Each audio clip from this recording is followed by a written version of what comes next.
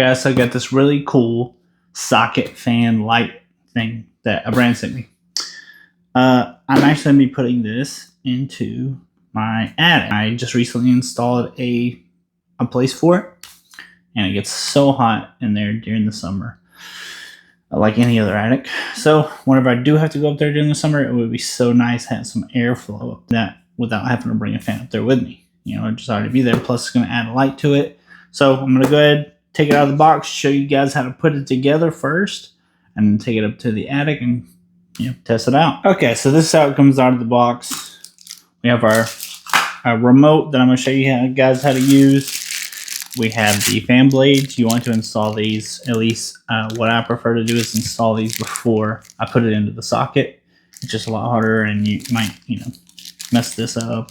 So just go ahead and put the fan blades in before you put it into the socket. And we have an extender that you can drop it down from the ceiling a little bit more if you want.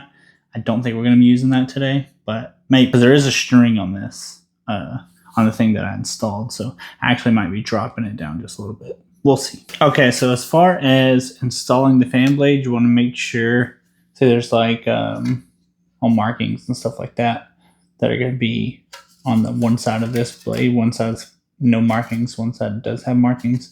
The side with no markings is going to be down towards you this way. So the side with the markings up towards the ceiling. And you want to make sure you get these things in there all the way. You're going to hear them click. It does not come with batteries, so you're going to need some AAA batteries. And we're going to go up to the attic and see if I can't get some good recordings of me installing it. Okay, so I did end up putting the extender. I don't know if you can see it on camera, but I have a pull switch right here. So I'm going to kind of drop it down a little bit to get them blades out of the way.